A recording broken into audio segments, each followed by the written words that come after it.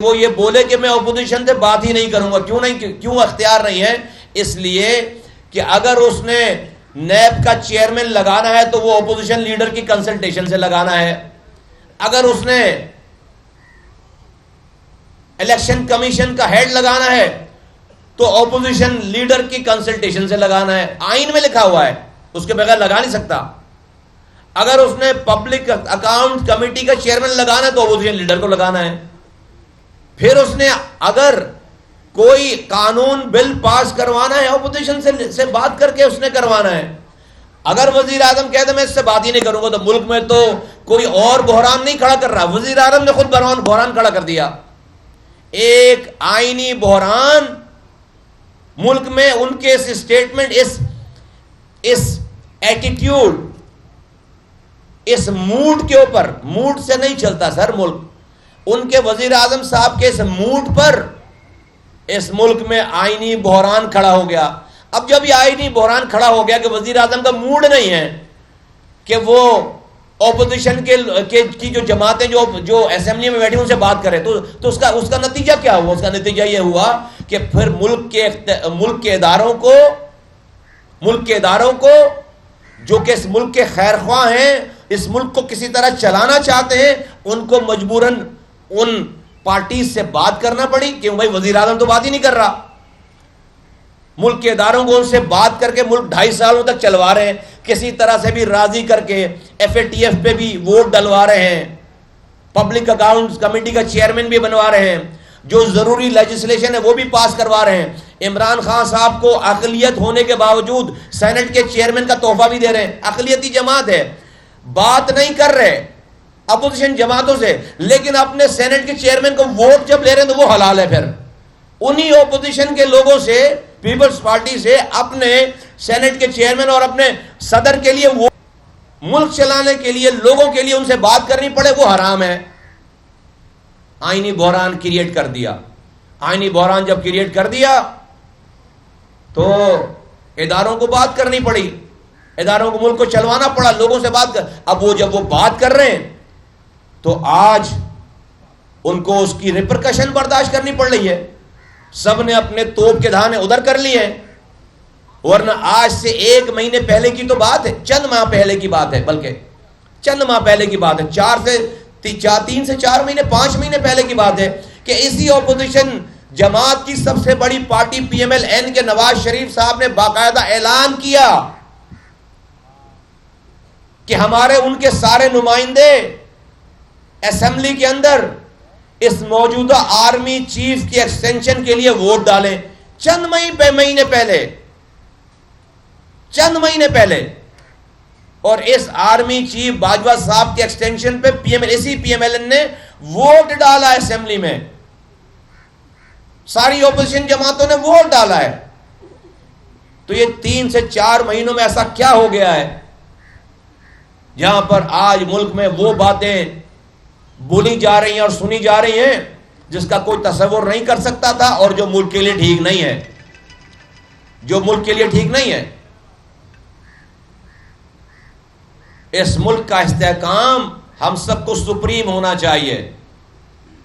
معذرت کے ساتھ ملک کے موجودہ جو لوگ ہیلپ آف افیئر میں ہیں، سیاستدان، انہوں نے اس بات کو اس وقت پس پش ڈالا ہوا ہے. تو ملک میں اس وقت جو ہے وہ جو کیوس ہے، سارا جو بحران ہے وہ اس وقت اس کا نتیجہ، اس کا خمیازہ ایک عام آدمی پاکستانیوں کو، ایک عام پاکستانی کو بھگتنا پڑ رہا ہے. ایک عام پاکستانی کو بھگتنا پڑ رہا ہے. اور اسی حوالے سے یہ 10 جماعتیں انہوں نے آج سے چند دنوں پہلے کراچی 18 مارچ کو کراچی کا گراؤنڈ استعمال کیا. انہوں نے 10 جماعتیں مل کر آئیں اور کراچی میں انہوں نے اپنا اسٹیج سجایا، اور وہی ایک رٹ کہ یہ حکومت خراب ہے، اس کو گرا دو، ہمیں حکمران بنا دو. کون کہہ رہا ہے جو حکمران ہے؟ کون کہہ رہا ہے یہ؟ کون کہہ رہا ہے ہمیں حکمران بنا دو، اس کو گرا دو؟ جو حکمران خود ہے. پیپلز پارٹی سندھ میں 12 سالوں سے حکمران ہی کر رہی ہے، حکمران ہے. آج ہمیں جو کراچی سے لے کر کشمیر تک جو تباہی بربادی ہے، یہ سب کچھ پیپلز پارٹی کا بویا ہوا ہے جو ہم کاٹ رہے ہیں اور مسلسل کاٹ رہے ہیں. غضب خدا کا وہی اسٹیج لگا رہے ہیں، انقلابی بن رہے ہیں، اور وہی پورے پاکستان دنیا کو یہ میسج دے رہے ہیں کہ وہ تو ایسا لگ رہا ہے کہ ان کا تو کبھی آج تک کوئی کونسلر نہیں بنا، اور وہ کہہ رہے ہیں انقلاب لے کر آئیں گے۔ ان کے اس انقلاب جو ان کا وہ لے کر آئے ہوئے ہیں سندھ میں، اس کی ریپرکشن یہ ہے 12 سالوں میں کہ آج سال میں جن بچوں کو کتوں نے کاٹا ہے ان کو ویکسین اویلیبل نہیں ہے۔ امیجن کریں کہ جو نیوکلیئر پاور ہے اس ملک کی اعلیٰ عدالتیں کتے کے کاٹنے کے اوپر نوٹس لے کر بیٹھی ہوئی ہیں۔ ابھی 2 دن پہلے فیصلہ دیا ہے ہائی کورٹ نے کہ اب اگر تنگ آ گئے اب اگر کسی انسان کو بچوں کو کتوں نے کاٹا تو عدالتوں نے یہ فیصلہ دیا ہے کہ اس علاقے کے ڈسٹرکٹ کے ڈی سیز کے نام پر، کمشنر کے نام پر ایف آئی آر کٹے گی۔ غضب خدا کا یار، دنیا چاند پہ جا رہی ہے، ہماری اعلیٰ عدالتوں میں کتوں کے کاٹنے کا مسئلہ ڈسکس ہو رہا ہے یار، اور پھر کہتے ہیں کہ ہم ٹائیگر ہیں اور پتہ نہیں ہم کون ہیں، ہم کیا ہیں۔ شرم نہیں آتی ان لوگوں کو۔ اس کراچی کے جلسے سے ایک بات بھی کراچی کی نہیں کی گئی۔ وہ کراچی جہاں پر صرف ایک ماہ پہلے کی خبر یہ تھی کہ نالوں کا پانی گھروں میں گھس گیا، اربوں روپے کا نقصان ہو گیا، چیف جسٹس پاکستان آ کر عدالت لگا کر بیٹھ گئے، آرمی چیف آ کر 2 راتوں تک بیٹھ گئے، وزیر اعظم آ کر 1100 ارب روپے کا اعلان کر کے گئے، اور اس کراچی میں ایک ماہ کے بعد 10 پارٹیز آ کر اپنی تقاریر کر رہی ہیں، اور ایک لفظ کراچی کے لیے نہیں، ایک لفظ کراچی کے لیے نہیں۔ اور سو کے اردو کی اور اردو بولنے والوں کی تذلیل کی گئی اسی جلسے میں۔ تو جو لوگ پارٹ آف دی پرابلم ہیں وہ پارٹ آف دی سولوشن نہیں ہو سکتے۔ ہم نے اس کراچی کو بچانے اور اس کو چلانے کے لیے ہمیشہ مسئلہ بھی بتایا ہے اور حل بھی پیش کیا ہے، اور ہمارا یہ کہنا ہے کہ اگر کراچی خوشحال ہوگا تو پاکستان خوشحال ہوگا، اگر کراچی خوشحال نہیں ہے پاکستان خوشحال نہیں ہے۔ وزیر اعظم صاحب نے جو 1100 ارب روپے کا پیکج دیا تھا، ہم نے اسی دن کہا تھا کہ کراچی کو خیرات نہیں چاہیے، بھیک نہیں چاہیے، کراچی کو اس کا حق چاہیے، ہمیں کوئی پیکج نہیں چاہیے، ہمیں ہمارا حق دو۔ کراچی 3,500 ارب سالانہ کما کر دیتا ہے اکیلے، 3,500 ارب۔ آپ اس کو آ کر ایک پیپر پہ پڑھ کر 1100 کا پیکج دے کے جا رہے ہو جو کہ ملنا نہیں کبھی۔ تو میں نے اس وقت بھی بات کی تھی، آج بھی کہہ رہا ہوں، میں جناب کسی سے امید نہیں رہ گئی۔ اور اب میں بتانا چاہتا ہوں، قمر جاوید باجوہ صاحب نے انٹرونشن کی تھی، وہ 2 راتوں تک آ کر بیٹھے تھے، ہمیں ان سے امیدیں نہیں تھیں، ہماری امیدیں وابستہ ہو گئیں پاکستان کے آرمی چیف سے، اس لیے کہ انہوں نے خود انٹروین کیا تھا پاک کراچی کی بدحالی کو دیکھ کر۔ اب اگر کچھ بھی نہیں ہو رہا اور اگلی بارش میں پھر وہی تباہی بربادی ہوگی اور لوگ مریں گے، تو اب لوگوں کی امیدیں جو پہلے ان حکمرانوں سے، سیاسی جماعتوں سے، پروونشل فیڈرل گورنمنٹ سے ٹوٹ چکی تھیں، اب اگر امیدیں ٹوٹیں گی تو جناب قمر جاوید باجوہ صاحب، جناب آرمی چیف، ان سے ٹوٹیں گی، جو کہ ٹھیک بات نہیں ہے۔ اگر انہوں نے انٹروین کیا تھا اور کیا ہے تو میں ایز اے پاکستانی کہنا چاہتا ہوں، اس کراچی کو میں جانتا ہوں، اس کے مسائل جانتا ہوں، اس کو حل کر کے دکھایا ہوا ہے۔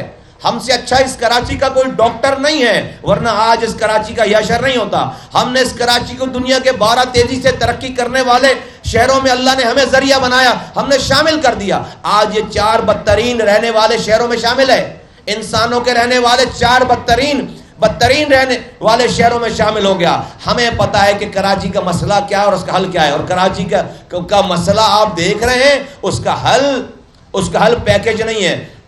باجوہ صاحب، آرمی چیف جناب باجوہ صاحب، اگر آپ نے انٹروین کیا ہے تو آپ اس حکومت وفاقی اور صوبائی حکومت سے یہ 6 کام کروائیں پاکستان کو بچانے کے لیے. کراچی کو بچائیں، پاکستان کو بچائیں. کراچی کو خوشحال کریں، پاکستان کو خوشحال کریں. اور وہ 6 کام یہ ہیں کہ سب سے پہلے ہماری گنتی ٹھیک کر دو. ہمیں یہی نہیں پتا ہم کتنے لوگ ہیں، کراچی میں رہنے والے لوگ کتنے ہیں. چیف جسٹس کہتا ہے 3.5 کروڑ، سرکاری آصف زرداری کہتے ہیں 3 کروڑ، سرکاری پیپر کہتے ہیں 1 کروڑ 60 لاکھ. ہم کتنے ہیں بھائی؟ ہمیں گن نہیں سکتے صحیح. اگر تو ہمیں گن صحیح لو، ہماری سینسز میں نمبر ٹھیک کروا دیں، اس نمبر کے تحت ہماری سیٹیں ٹھیک کروا دیں. نمبر 1، 18ویں ترمیم کے بعد جو صوبائی خود مختاری کے نام پر وزیر اعلیٰ کو خود مختاری صرف مل گئی، صوبہ خود مختار نہیں ہوا. اس وزیر اعلیٰ سے صوبائی خود مختاری نکلوا کر ڈسٹرکٹ کو، شہروں کو، گاؤں کو، کوٹھوں کو منتقل کروائیں. مسئلے کا حل نمبر 3، NFC ایوارڈ میں جو پیسے وزیر اعلیٰ کے ہاتھ میں آ جاتے ہیں، اس دفعہ 1017 ارب روپے 1017 ارب روپے ایک آدمی کے پاس آ رہے ہیں. پچھلے سال 803 ارب روپے آئے. پوچھو کہاں گئے پیسے؟ وہ کہتا ہے میرے پیسے ہیں، میں اس کا مالک ہوں. صوبے کے لوگ اس کے مالک ہیں، صوبے کے لوگوں کو وہ پیسے ڈسٹریبیوٹ ہونے چاہیے. تو جو NFC ایوارڈ میں صوبے کے وزیر اعلیٰ کو پیسے مل رہے ہیں، اس کو یہ پابند کیا جائے کہ پروونشل فائنانس کمیشن کا ایوارڈ دے، وہ نیچے PFC ایوارڈ دے. کراچی کو 7 ڈسٹرکٹ میں توڑ دیا گیا ہے اس کے ایڈمنسٹریشن کو. دنیا کا کوئی شہر ایسا نہیں ہے جس کو ایڈمنسٹریٹولی 7 حصوں میں توڑ دیا گیا ہو. پیپلز پارٹی نے کراچی کے ڈسٹرکٹ کو توڑ کر سندھ کو توڑنے کی بنیاد ڈال دی ہے. انہی لائنز پر تو اس دوسری جماعتیں اس صوبہ سندھ کو توڑنے کی بات کرتے ہیں، تو آپ کہتے ہیں دھرتی ماں کو نہیں توڑنے دیں گے. ہم بھی آپ کی حمایت کرتے ہیں، لیکن آپ نے اسی دھرتی ماں کے سب سے بڑے شہر دل، سندھ کا جو دل ہے، اس دل کے 7 ٹکڑے کر دیا آپ نے. تو اگر سندھ کی تقسیم نامنظور ہے تو کراچی کی بھی تقسیم نامنظور ہے. ہم کراچی کی تقسیم کو سندھ کی تقسیم سمجھتے ہیں. کراچی ایک ڈسٹرکٹ تھا، رہنا چاہیے، ہمیشہ رہنا چاہیے. اگر ایڈمنسٹریٹولی آپ کو چلانا ہے تو پہلے 18 ٹاؤنز تھے، 18 ٹاؤنز بناؤ بھائی، 20 ٹاؤنز بناؤ، 21 ٹاؤنز بناؤ، لیکن ڈسٹرکٹ ایک رکھو. یہ ہماری 4تھی بات ہے. 5ویں بات یہ ہے کہ اس شہر میں جتنے بھی ڈیفرنٹ ملٹیپل ایجنسیز کنٹرول ہیں، اس کی میونسپل سروسز کی ذمہ داری ایک الیکٹڈ میئر کے پاس ہونی چاہیے. اور کراچی کا ماسٹر پلان چھٹا جو ہے اس کو ایک ڈیفرنٹ، جو اس وقت بلڈنگ کنٹرول اتھارٹی کے ساتھ جس کی چوری روکتا تھا ماسٹر پلان ڈپارٹمنٹ، اس چور ڈپارٹمنٹ کے اندر میں چوکیدار کو دے دیا، جس سے آج شہر میں جو بلڈنگیں، آپ کو پتہ ہر چوتھے دن ایک بلڈنگ گرتی ہے شہر میں، کیونکہ حرام خور افسروں نے رشوت لے کے بغیر چیک کیے بلڈنگیں بنوا دی ہیں. شہر جنگل بن گیا. یہ 6 کام اگر نہیں ہوں گے تو کراچی ترقی نہیں کرے گا، اپنے پیروں پر نہیں کھڑا ہوگا. اور کراچی اپنے پیروں پر نہیں کھڑا ہوگا تو اس پاکستان کا بوجھ اپنے کاندھوں پر نہیں اٹھا پائے گا. پورا ملک منہ کے بل گرے گا. پھر پورا ملک منہ کے بل گرے گا. پورا ملک اس کی کراچی کے کاندھوں پر کھڑی ہے. اور کراچی کو اگر طاقت نہیں ہے، کراچی کو طاقت نہیں ہے، کراچی کی ٹانگوں میں آپ نے جان نہیں ہے، کھڑا نہیں کر رہے اسے، تو پھر ملک کی اکانومی جو ہے وہ نہیں اوپر جا پائے گی. تو ہم نے کراچی کے ریئل ایشوز کے لیے، جو کہ ایک غلط تاثر دیا گیا 18 تاریخ کو، ہم نے کراچی کے لوگوں کی حقیقی آواز، ریئل آواز، جو ہم 4 سالوں سے PSP بنی ہوئی ہے، ہم کراچی کے لوگوں کی طرف سے پورے پاکستان کی حکمران جماعت کو اور اپوزیشن جماعت کو 8 نومبر 2020 اتوار کا دن شام 4 بجے اسی جگہ سے جہاں پر 10 پارٹیز نے مل کر جلسہ کیا، ہم وہیں سے عوام کا اتنا بڑا اجتماع اکیلے کرنے جا رہے ہیں، اسی گراؤنڈ سے، کہ پوری دنیا کو بتائیں گے کہ پاکستان اور بالخصوص کراچی کے ریئل پرابلمز کیا ہیں اور اس کے ریئل اونر کون ہیں. انشاءاللہ تعالی 8 نومبر کو انشاءاللہ تعالی 8 نومبر کو انشاءاللہ تعالیٰ تو کراچی کے تمام لوگ سب رنگ نسل زبان بولنے والے انشاءاللہ تعالیٰ پاک سرزمین پارٹی کے جھنڈے کے نیچے ایک ہو چکے ہیں، اور اب ہم بتائیں گے کہ ریئل پرابلم ہے کیا اور اس کا سولوشن ہے کیا. اور یہ حکمرانوں نے یہ تاثر دینے کی جو پارٹ آف دی پرابلم ہے انہوں نے اسٹیج بنا کر تقریریں کر دی. ہم بتائیں گے کہ نہیں جناب، سارے مسائل کی جو جڑ ہے وہ آپ ہیں جو آپ تقریریں کر رہے ہیں. آپ کس سے جان چھڑانا چاہ رہے ہیں بھائی؟ ہمیں آپ سے جان چھڑانی ہے. آپ نے یا تو آپ ہمارے مسائل حل کریں گے یا اختیارات اور وسائل دیں گے، یا پھر آپ کا لوگ گھیراؤ کریں گے، آپ کا لوگ بوائیکاٹ کریں گے، آپ کا لوگ احتساب کریں گے، کراچی کے لوگ احتساب کریں گے انشاءاللہ تعالی. میں آج اس موقع پہ جو صحیح معنوں میں آج جو ایونٹ ہے وہ ایونٹ یہ ہے کہ ہمارے پاس آج اس پنڈال میں جناب سہیل ہاشمی صاحب جو کہ ایک چیئرمین ہے وائس آف کراچی کے نام سے آرگنائزیشن ان کی، اور یہ انٹلیکچوئل ہیں، لکھاری ہیں، کالمسٹ ہیں، یہ اور ان کے ساتھ ان کے 100 سے زائد ان کے ذمہ داران اور کارکنان آج پاک سرزمین پارٹی کا حصہ بن چکے ہیں اور حصہ بن رہے ہیں. میں ان کو دل کی گہرائیوں سے خوش آمدید کہتا ہوں اپنے اور اپنے ساتھیوں کی جانب سے. ان کو مبارکباد پیش کرتا ہوں، ان کا شکریہ ادا کرتا ہوں. اور میں جہاں جہاں ہماری آواز جا رہی ہے، جس کیمپ میں بیٹھا ہوا ہے، میں سب کو یہ کہتا ہوں کہ دیکھو 4 سالوں میں آج اگر سہیل صاحب جیسے لوگ ہمارے پاس آ رہے ہیں تو اس کی وجہ یہ ہے کہ ہمارے قول اور فعل میں تضاد نہیں آیا. 4 سالوں میں ہم نے کوئی یو ٹرن نہیں لیا. پہلے دن 3 مارچ 2016 کو ہم نے جو بات کی تھی آج تک اس کے زیر زبر میں بھی فرق نہیں آیا الحمدللہ، اور ہماری آخری سانسوں تک نہیں آئے گا. کیوں نہیں آئے گا؟ اس لیے کہ ہم نے نہ پہلے دن جھوٹ بولا اور نہ آج جھوٹ بول رہے ہیں. ہاں کسی کو دیر سے سمجھ میں آئے کوئی مسئلہ نہیں ہے، حق اور سچ پہلے دن ہی اس کے قافلے میں لاکھوں لوگ شامل ہو کر پھول نہیں برساتے. حق اور سچ جب بھی کہا گیا ہے، بولا گیا ہے، اس کے راستوں میں کانٹے آتے ہیں، اس کے اوپر پتھر برسائے جاتے ہیں، اور وہ بہت ہی سلولی اور گریجولی امتحانات سے گزرتا ہوا، اللہ تعالیٰ آزمائشوں سے گزارتا ہوا اس کو پھر کامیابی دیتا ہے. استقامت جب دیکھ لیتا ہے کامیابی دیتا ہے. آج اللہ کا شکر ہے کہ ہم وہ تمام مراحل، تمام امتحانات گزار چکے، الیکشن کے ہار کا امتحان گزار چکے، لوگوں کی بے رخی، لوگوں کے تانے گزار چکے.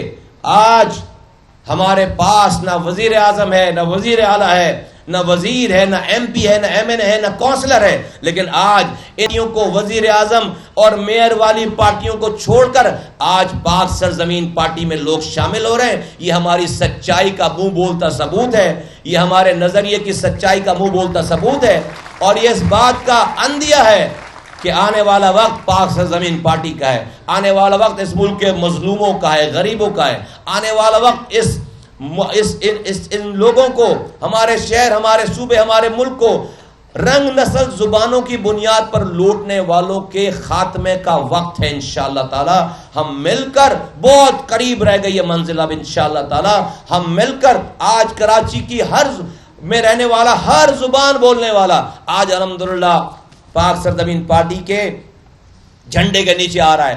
تم جتنے ڈسٹرکٹ بنا لو زبان کی بنیاد پر، تم جتنی باؤنڈریز کھینچ لو کہ تم زبان کی بنیاد پر شہر ٹکڑے کر کے تم جیتو گے، نہیں جیتو گے.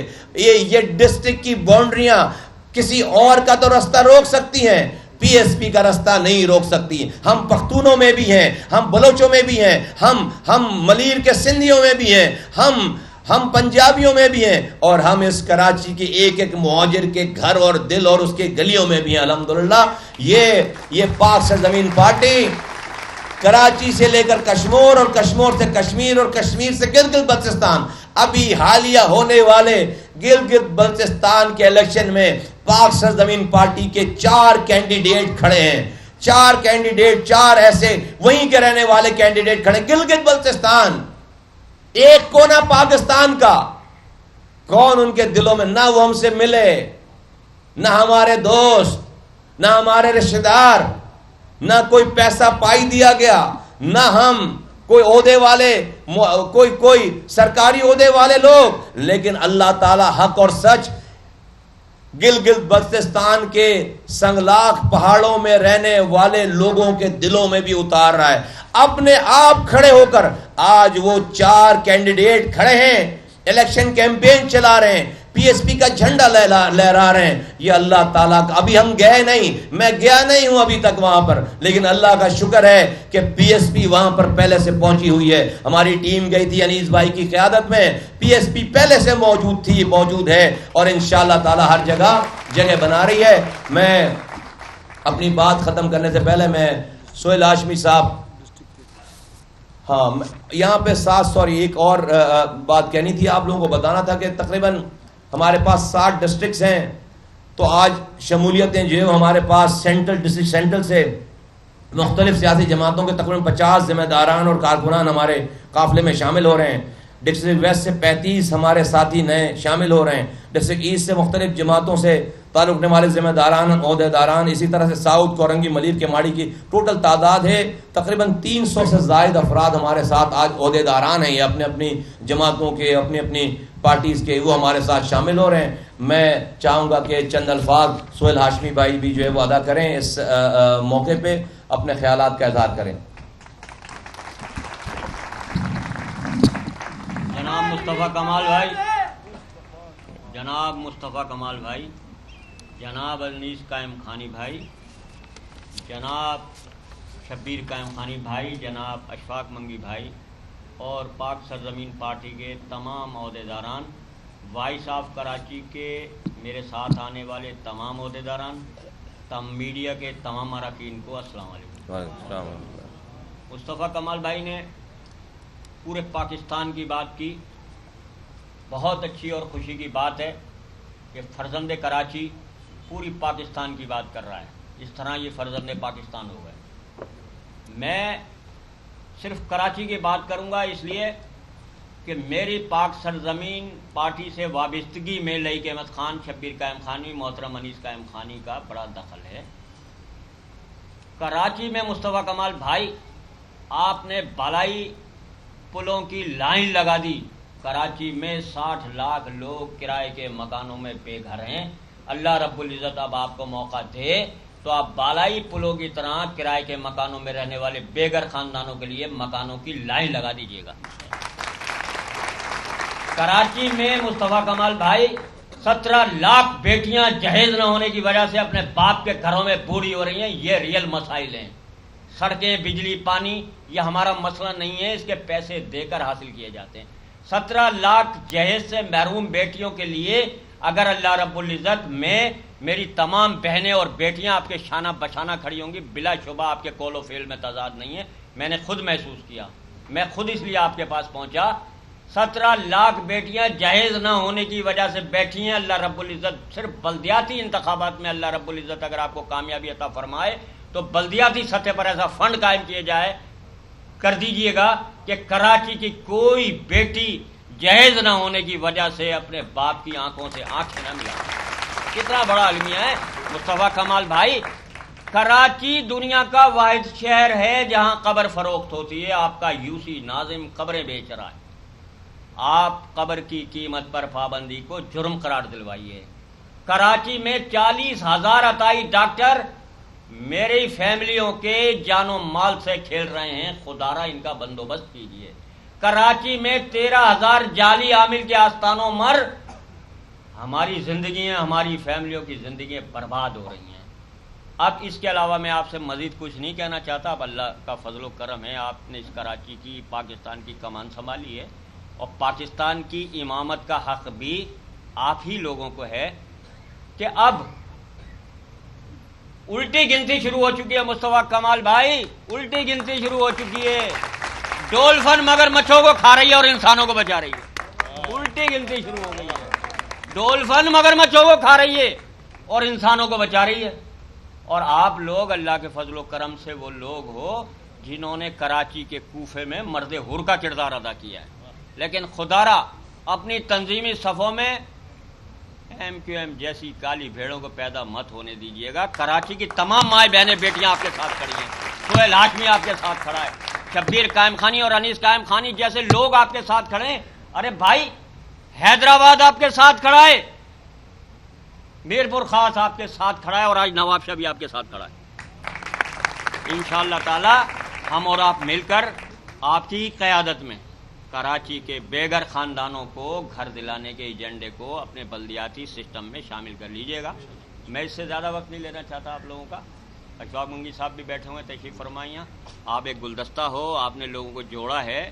اس میں مجھے یہاں تک لانے میں لئی بھائی اور شبیر قائم خانی بھائی کا، انیس قائم خانی بھائی کے نام کا ہی احساس بہت شامل ہے. اللہ رب العزت آپ کو عزت و توفیق فرمائے. میری وابستگی اس ایجنڈے سے مشروط ہے جو میں نے آپ کو بتایا. بے گھر خاندان، جہیز سے محروم بیٹیاں اور قبر کی قیمت کا دھندا، اس پہ پابندی لگوا. شکریہ آپ کا، بہت شکریہ.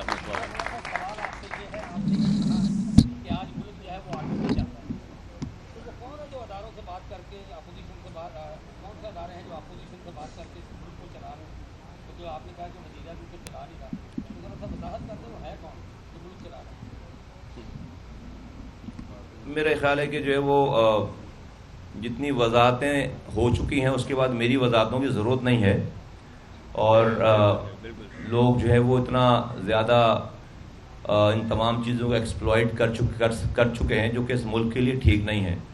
میں نے بالکل اپنی ایک پہلے بھی کہتا رہا ہوں اس والی بات کو کہ جو حکومت وقت ہوتی ہے وہ اداروں کے آگے شیلڈ ہوتی ہے. اس حکومت نے اداروں کو اپنے آگے شیلڈ بنا لیا. حکومت وقت جو ہوتی ہے وہ اداروں کے آگے شیلڈ بن کر پولیٹیکل پارٹیز کو انگیج کر کے اداروں کے لیے سوفن کرتی ہے. اس حکومت نے اپنے موڈ، اپنی انا کی خاطر ان اداروں کو اپنے سامنے کھڑا کر لیا اور ان کو شیلڈ بنا لیا، جو کہ جس کا خمیازہ پورا ملک اس وقت جو ہے بھگت رہا ہے. اور جب وزیر اعظم پاکستان صاحب یہ کہتے ہیں، یہ آج بجلی مہنگی ہو گئی ہے، جابز نہیں ہیں، مہنگائی عروج پر ہے، غربت عروج پر ہے، سب تباہی بربادی ہے، اور اس پر کوئی آ کر کھڑا ہو کر یہ کہے کہ اسٹیبلشمنٹ اور حکومت ایک پیج پر ہے، تو یہ اس سے بڑا الزام اور اسٹیبلشمنٹ پہ کچھ اور ہو نہیں سکتا. اور وہ کوئی اور نہیں لگا رہا، وہ وزیر اعظم خود لگا رہے ہیں. کیا کہنا چاہ رہے ہیں بھائی آپ کہ ساری مہنگائی پر اسٹیبلشمنٹ ایک پیج پر ہے؟ کیا کہنا چاہ رہے ہیں آپ کہ پنجاب کی گورننس کے اوپر اسٹیبلشمنٹ ایک پیج پر ہے؟ کیا کہنا چاہ رہے ہیں آپ کہ یہ ملک میں اتنی افراتفری اس پہ اسٹیبلشمنٹ ایک پیج پہ ہے؟ وہ کیسے آ کر بار بار یہ کہتے ہیں اپنے بیان میں کہ ہم اور اسٹیبلشمنٹ ایک پیج پر ہیں؟ یہ ساری تباہی بربادی جو آپ پھیر رہے ہیں، اکانومی اور غربت اور یہ بھوک، افلاس، بجلی، مہنگائی، اس سب پر آپ آگے کہتے ہیں کہ ہم اسٹیبلشمنٹ ہمارے ساتھ ایک پیج پر ہے. یہ غلط بات ہے. اسٹیبلشمنٹ پورے پاکستان کے ایک آدمی کی ہے. جنہوں نے اس حکومت کو ووٹ دیا ان کی بھی ہے، اور جنہوں نے ان کے خلاف ووٹ دیا ہے ان کی بھی ہے. یہ ملک کا ادارہ ہے، وہ ریاستی ادارہ ہے، کسی حکومت کا ادارہ نہیں ہے. تو میں سمجھتا ہوں کہ موجودہ حکمرانوں کو اپنی الفاظوں پہ، اپنی باتوں پہ، اپنی اسٹریٹجی پہ نظر ثانی کرنی چاہیے. انہوں نے ان اداروں کو شیلڈ کے طور پر استعمال، اپنی نااہلیوں کو چھپانے کے لیے ان کو آگے کر دیا ہے، اور جس سے ملک کے ادارے ان کو نقصان پہنچ رہا ہے. Thank you. ہاں کر لو. جس طرح اس ٹائم موجودہ سیاسی صورتحال چل رہی ہے، جانب پی ڈی ایم، دوسری جانب حکومت کی جانب سے روزانہ بیانات آ رہے ہیں، تو آپ کیا سمجھتے ہیں کوئی مڈ ٹرم الیکشن ہونے کے لیے جا رہے ہیں؟ کیونکہ اپوزیشن اور حکومت دونوں کی جانب سے ڈیٹس دے دی گئی ہیں کہ وہ کہہ رہے ہیں یہ جانے والے، وہ کہہ رہے ہیں یہ جانے والے. آپ کیا سمجھتے ہیں؟ دیکھو بھائی، آسمان سے فرشتے بھی لے آئیں گے نا تو اس نظام کے تحت اس ملک میں لوگوں کا فائدہ نہیں کر سکتے، اس ملک میں اب مجھے الیکشن سے کوئی مجھے جو ہے وہ بہت زیادہ امیدیں نہیں رہ گئیں کہ الیکشن سے کچھ اچھی چیزیں نکلیں گی. الیکشن ہونے چاہیے, جمہوری پارٹی ہے ہم تو, لیکن آج جو یہ پی ڈی ایم ہے کل کو یہ کامیاب ہو جاتی ہے تو پنجاب میں حکومت بدل جائے گی, پی ٹی آئی کے بجائے پی ایم ایل این کی آ جائے گی. فرض کر لو ایک لمحے کے لیے خیبر پختونخوا میں بدل جائے گی, فضل الرحمان صاحب ان کے لوگ آ جائیں گے. فرض کرو سینٹرل میں جو ہے وہ بدل جائے گی تو ان کی جگہ پی ٹی آئی کی جگہ پی ایم ایل این یا کوئی اور آ جائے گا. سندھ میں بدلی گی تو وہی آئیں گے دوبارہ. یعنی کہ یہ تباہی بربادی, تبدیلی نہیں, تباہی ہماری قسمت میں یہی پیپلز پارٹی ہے. امیجن کرو کہ پورے پاکستان میں فرق آ جائے گا, ہمارے یہاں نہیں آئے گا, اس لیے کہ وہی بیٹھ کر ابھی بھی جو ہے وہ آج وہی حکومت میں بھی ہے, وہی اپوزیشن میں بھی ہے. مزے کی بات دیکھو, تو اس نظام میں جہاں پر جو بالکل گل سڑ گیا ہے, اس نظام سے مجھے کوئی امید نہیں کہ لوگوں کا بھلا ہو سکتا ہے. کیسے ہو سکتا ہے لوگوں کا بھلا؟ پہلے ریفارم کرو. یہ جتنی سیاسی پارٹیاں ہیں الیکشن کی بات کرتی ہیں, جمہوریت کی بات کرتی ہیں, یہ سب سر جوڑ کر اور کہتی ہیں کہ الیکشن چوری ہو گیا, ہمارا الیکشن لٹ گیا, کسی نے انٹرونشن کر دی. تو بھائی سر جوڑ کر ایک دفعہ الیکٹورل ریفارم کر رہے ہیں.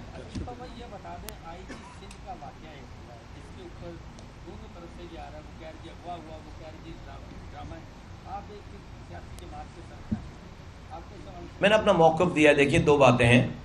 ایک تو مزار قائد والا واقعہ افسوسناک واقعہ, میں سمجھتا نہیں ہونا چاہیے تھا. اگر وہ ہو گیا فرض کریں تو اس کے بعد جو کیپٹن صفدر اس شہر میں مہمان تھے, پنجاب سے آئے تھے, تو ان کو مزار قائد کی جو انتظامیہ اس نے آلریڈی ایک کمپلین لانچ کر دی تھی. اسی کمپلین پر ان کو بلا لیا جاتا, کوئی بات کر لیتا, کہا جاتا کہ بھائی آپ کو تنبیہ کی جاتی ہے اور اس کو ریکارڈ پہ لے آیا جاتا. لیکن یہ جو سب کچھ ہوا سارا, اس کی حقائق ابھی آنے ہیں, اس لیے ابھی انویسٹیگیشن آرمی چیف نے کہا کہ بھائی انویسٹیگیشن کر کے بتائیں, 10 دنوں کا ٹائم دیا انہوں نے, تو جب وہ آئے گی تو اور فیکٹس آ جائیں گے. لیکن دو باتیں ہیں اس تناظر میں. ہم لوگ اسی شہر میں پیدا ہو کر بڑے ہو گئے, بوڑھے ہو گئے سارے. آپ سب لوگوں نے سارے شہر میں کوریج جو ہے وہ آپ نے کی ہیں.